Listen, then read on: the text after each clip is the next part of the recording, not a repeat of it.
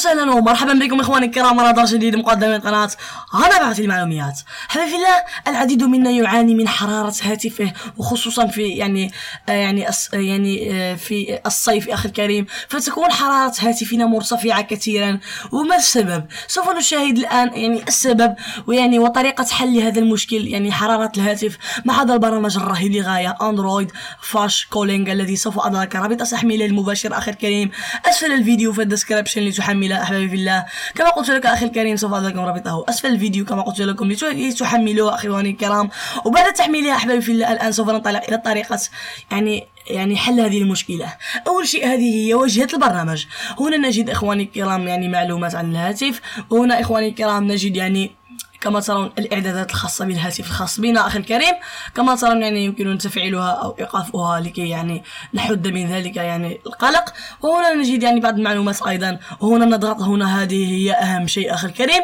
كما ترى أحبابي في الله، هنا إخواني الكرام نجد الملفات الملفات الكاش، أو الملفات التي تسبب في حرارة الهاتف، تسبب في حرارة في الصيف إخواني الكرام، أو أي شيء من هذا القبيل. ولحل هذا المشكل نضغط على كولينج وننتظر قليلا أخي الكريم، هكذا أحبابي في الله، لكي تمسح هذه الملفات الكاش أخي الكريم، وإنها تسبب كثيرا في سخونة الهاتف وحرارته أخي الكريم. هذا مجرب أخي الكريم من عندي ومن عند الناس الآخرين، وهذا التطبيق ذو مصداقية. وكما ترون إخواني الكرام الآن حلت المشكلة أخي الكريم، وسوف تشاهد الفرق مع الوقت أخي الكريم، ولن تحس بحرارة كبيرة في هاتفك أخي الكريم. هذه لا تحتاجونها أخواني الكرام، لا تهتموا لها. كما قلت لكم أحبابي في الله، وهكذا تكون قد حللت هذا المشكل. وإلى أي استفسار لا تبخل علينا بكتابته في الكومنتات، وأيضا لايك للفيديو. كما ترون هنا نحس بالحرارة إخواني الكرام في وراء الهاتف، في البطارية، وهذا كله راجع لتلك الملفات وكل الأشياء. وإلى هنا إخواني الكرام تنتهي حلقة اليوم، نلتقي في درس جديد، والسلام عليكم ورحمة الله تعالى وبركاته.